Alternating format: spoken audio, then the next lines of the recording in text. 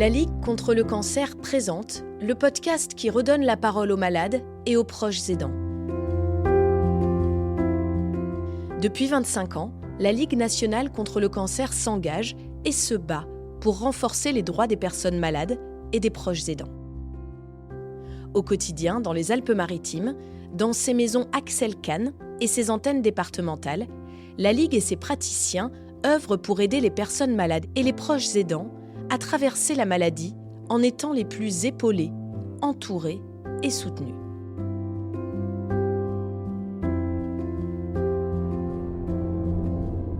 Pendant tout mon parcours, je m'en suis sortie parce que je me suis dit, je ne vais pas y arriver toute seule.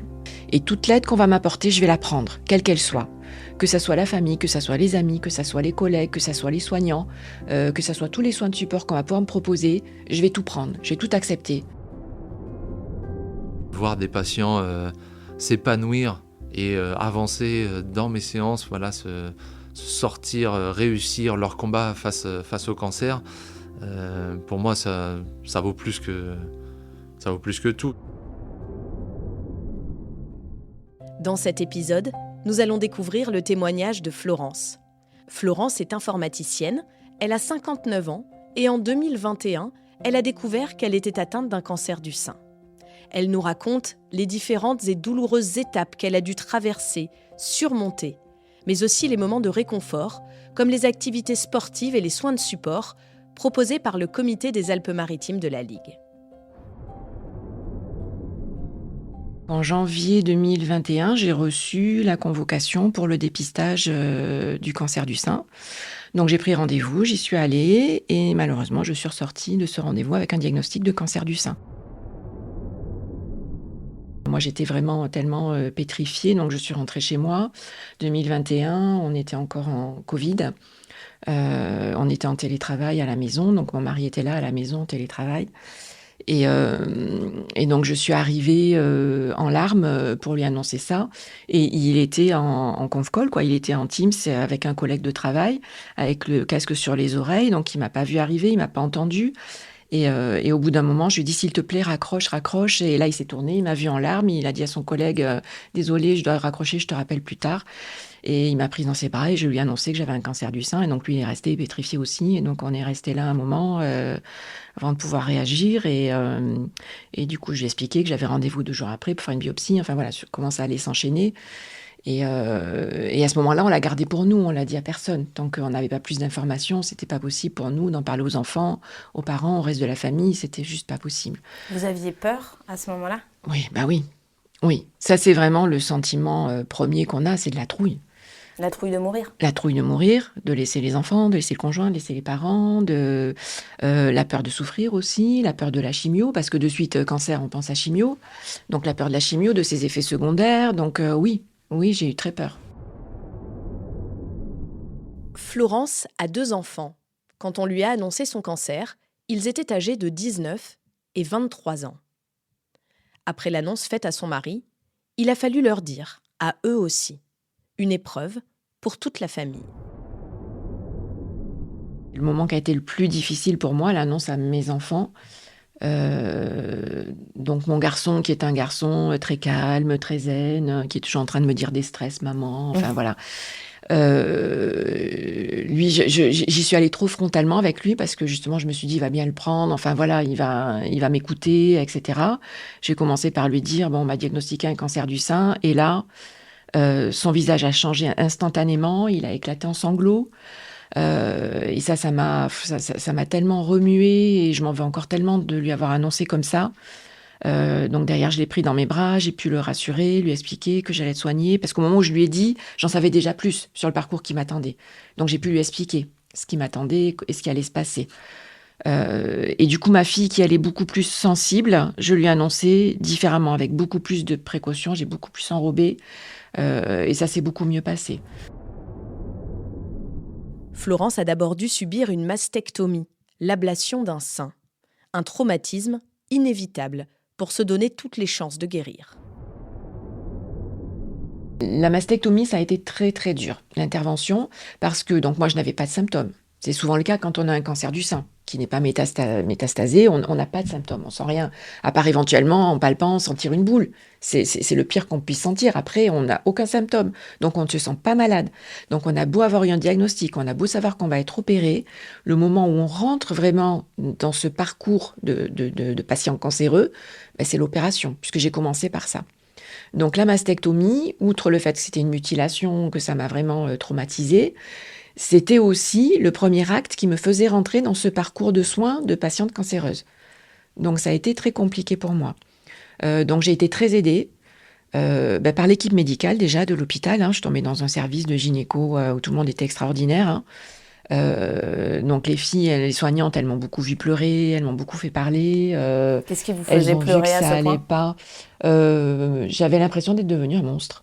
Voilà. Cette mutilation me faisait me sentir monstrueuse, ce qui était complètement stupide, je le reconnais maintenant, mais c'était mon sentiment à ce moment-là. Et la psychologue m'a aidée en me faisant comprendre que je manquais totalement de bienveillance envers moi-même.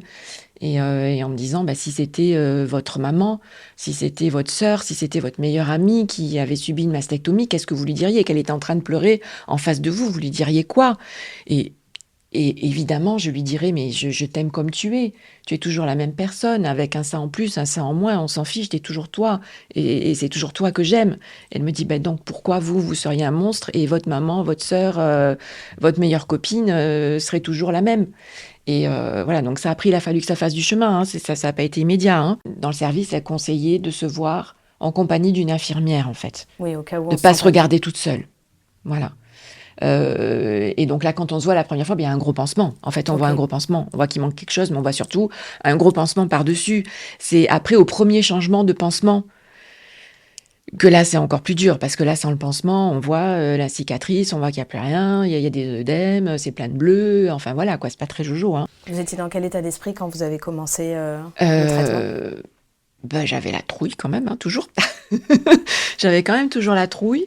Mais je me suis retrouvée dans une chambre avec 2 super nanas.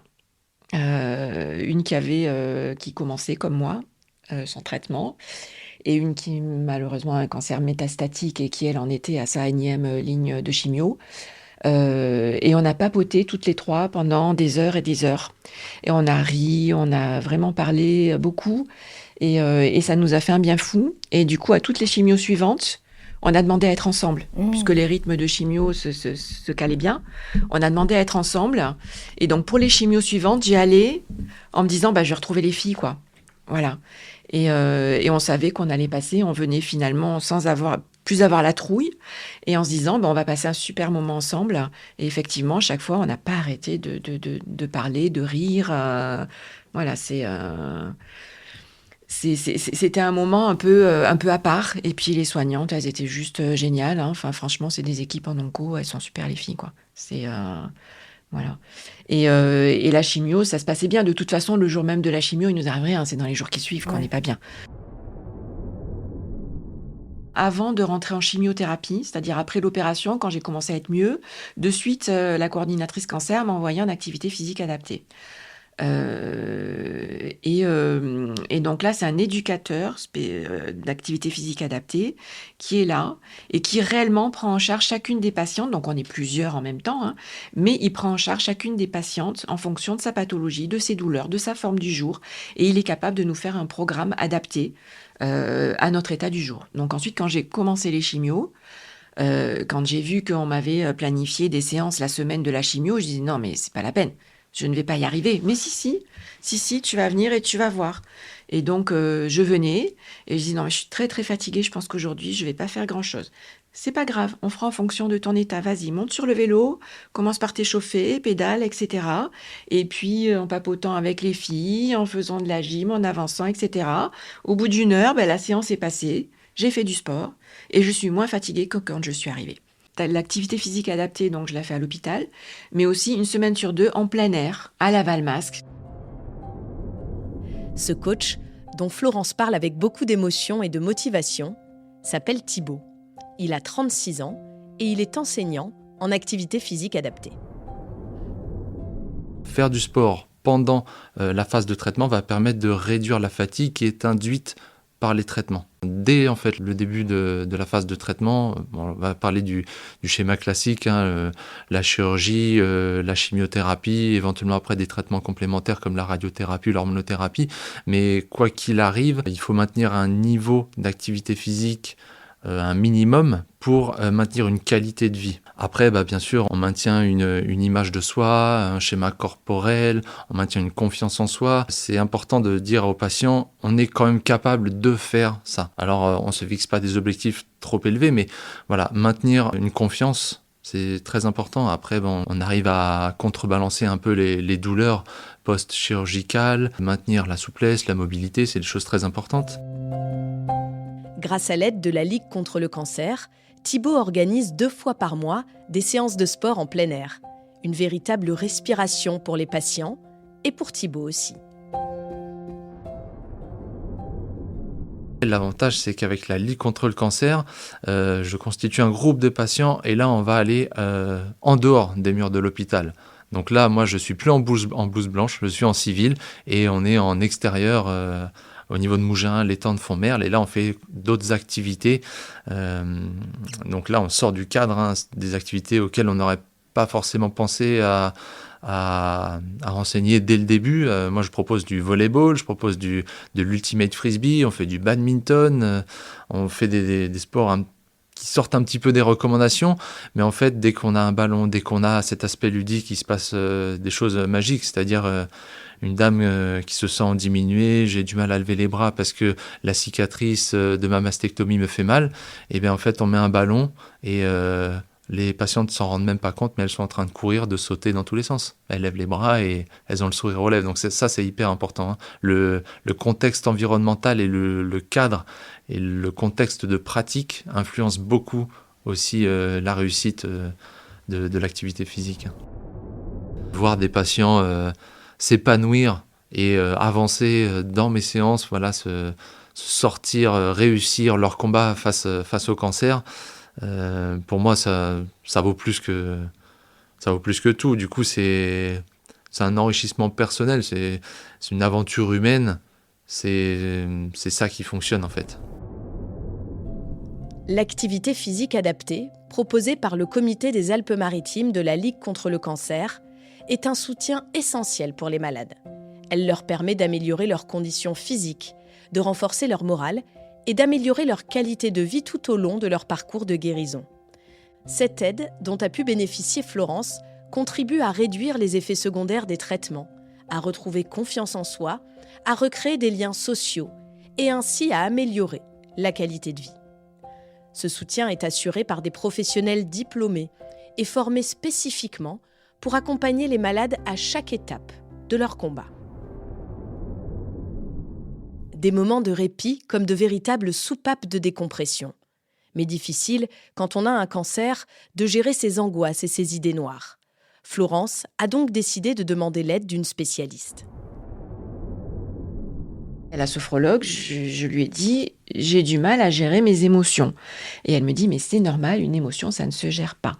Il faut se laisser le droit de vivre ses émotions. Quand vous ressentez de la tristesse, vivez la tristesse et laissez-la passer. Vous avez de la peur, vivez votre peur et laissez-la passer. Vous êtes heureuse, vivez ce bonheur, etc. Laissez passer les émotions. C'est très dur, sincèrement. Mais ça m'a permis quand même de me rendre compte qu'effectivement, à vouloir tout gérer, on ne s'en sort pas, tout simplement. Après, pendant les soins, pendant tout mon parcours, je m'en suis sortie parce que je me suis dit, je ne vais pas y arriver toute seule. C'est une des premières constatations que j'ai faites. Je me suis dit, je ne vais pas y arriver toute seule. Et toute l'aide qu'on va m'apporter, je vais la prendre, quelle qu'elle soit. Que ça soit la famille, que ça soit les amis, que ça soit les collègues, que ça soit les soignants, que ça soit tous les soins de support qu'on va pouvoir me proposer, je vais tout prendre, je vais tout accepter. Et j'ai tout pris. Et je me suis nourrie de tout ça. Je me suis nourrie de l'attention qu'on m'a portée, je me suis nourrie de l'affection, je me suis nourrie de plein de positivité qu'il y avait autour de moi et de tout ce qu'on a bien voulu me donner. Et ça m'a donné de l'énergie. Et ça m'a permis aussi, tout ce qu'on faisait, notamment le sport et tout ce qu'il y avait dans les soins de support, ça m'a permis de me sentir active en fait. Après son traitement, Florence a souhaité reprendre le travail à son rythme. Elle a pu bénéficier de l'aide de son entreprise et de la bienveillance de ses collègues. Mais après des semaines de chimiothérapie, elle a mis du temps à se sentir de nouveau 100% opérationnelle. Alors, j'ai la chance de travailler pour une grande entreprise. Je suis informaticienne, je suis chef de projet informatique, donc je suis arrivée au boulot. Les projets sur lesquels je travaillais quand j'étais partie, ils étaient finis. D'autres projets avaient commencé, que je n'avais pas pris depuis le début. Je ne savais pas du tout de quoi ça parlait. J'avais oublié plein de choses en plus techniquement. Je me suis retrouvée devant mon ordinateur et j'étais perdue. Et ça a été très, très dur de m'y remettre. Et j'ai même douté. J'ai douté du fait d'y arriver. Et heureusement, mes collègues m'ont aidée, notamment une de mes collègues qui m'a beaucoup, beaucoup soutenue, beaucoup aidée, beaucoup encouragée, voilà. Dès que je me posais une question, je la lui posais, la question. Et elle me donnait les éléments. Et je pense que j'ai réappris à vitesse grand V tout ce que j'avais oublié. Mais c'est vrai que ça m'a demandé un effort énorme. Et quand je rentrais le soir à la maison, quand j'avais passé une journée au travail, j'étais épuisée vraiment, physiquement, intellectuellement. Ça a été dur. Mais petit à petit, j'ai repris le dessus. Et il y a des moments où je me sentais vraiment pas bien parce que je me rendais compte qu'autour de moi, mes collègues, ils pensaient que j'allais revenir avec la même expertise que quand je suis partie. Et ça, c'était juste pas possible. Il m'a fallu, je pense, pratiquement 1 an pour retrouver réellement mon expertise et me ressentir vraiment à 100% à l'aise. Et là, donc maintenant, donc je suis en invalidité partielle et je travaille à 60%. Et ce 60%, il est précieux. Je pourrais pas retravailler à temps plein. Ça serait trop de fatigue, je pense. Et en plus, j'ai besoin de temps pour m'occuper de moi. J'ai besoin de temps pour continuer à faire de l'activité physique adaptée qui est indispensable pour moi, pour aller chez la kiné, pour aller à mes rendez-vous médicaux. J'ai besoin de ce temps. Mais il reste encore plusieurs étapes à franchir. La reconstruction mammaire en fait partie, car pour reconstruire son sein, Florence a dû et devra encore subir plusieurs opérations. Moi, j'ai commencé là le parcours de reconstruction. Donc, j'ai fait une opération et je vais en avoir à peu près 5, voire plus. Donc, dans combien de temps vous aurez une poitrine reconstituée ? La chirurgienne m'a dit qu'il faut compter 1 an, un parcours d'1 an pour y arriver.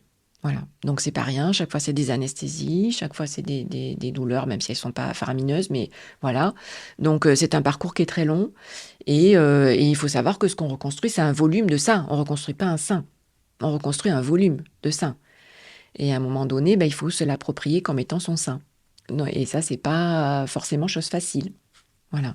Et donc, ce que m'a dit ma chirurgienne, c'est que son travail à elle serait terminé le jour où je me serais approprié ce volume de sein comme étant mon sein. Voilà, donc c'est tout un cheminement à faire, à la fois physique, au fil des opérations, et puis psychologique, pour arriver à se dire, ça, c'est un sein. Voilà. Aujourd'hui, Florence, qu'est-ce que vous pensez de vous en général par rapport à l'épreuve que vous avez traversée, par rapport à votre physique qui a dû changer aussi ? Comment vous vous trouvez de manière générale ? Alors, je pense que je suis beaucoup plus bienveillante envers moi-même qu'avant, forcément. Mon regard sur moi, il est totalement différent. Je prends la vie comme elle vient, je me prends plus la tête, je profite de chaque jour. Chaque anniversaire que je fête, c'est pas une année passée, c'est du temps de gagner, en fait. Ça devient du temps de gagner. Chaque jour passé, c'est du temps gagné, c'est pas du temps perdu, c'est du temps gagné. Et alors pendant longtemps, alors quand on a une mastectomie, on a une prothèse externe en silicone qu'on met dans des soutiens-gorge adaptés pour qu'une fois habillé, on voit rien du tout. Et jusqu'à ce que je fasse ma première opération de reconstruction, jamais je serais sortie sans cette prothèse. Parce que pour mon image de moi, c'était important que on voit rien de l'extérieur. Et depuis ma première opération de reconstruction, où en fait il s'est pratiquement rien passé de ce côté-là, c'est toujours très très plat, eh bien j'arrive à me balader sans ça, parce que je sais que je suis sur le chemin voilà, je vais tourner la page. Ce qu'on peut me souhaiter de mieux, c'est que j'aille bien, que tous mes examens soient bons, parce que là, tous les 6 mois, c'est l'angoisse qui revient. Tous les 6 mois, c'est examen de contrôle, et tous les 6 mois, c'est la trouille qui est quelque chose. Ça, de toute façon, ça m'accompagnera tout le restant de ma vie. Donc oui, que tout aille bien. Après, moi, je suis pas capable de me projeter à long terme, j'y arrive pas, clairement. Avant, j'y arrivais, avant la maladie, j'arrivais à me projeter, à me voir mamie avec des petits-enfants, etc. Mais là, c'est une chose... Non, Je me projette à moyen terme, mais pas à long terme, c'est pas possible. C'est pas possible. Il y a trop d'inconnus, trop d'incertitudes. Donc, on apprend à se concentrer sur l'instant présent et sur le futur très proche. Et finalement, c'est bien mieux.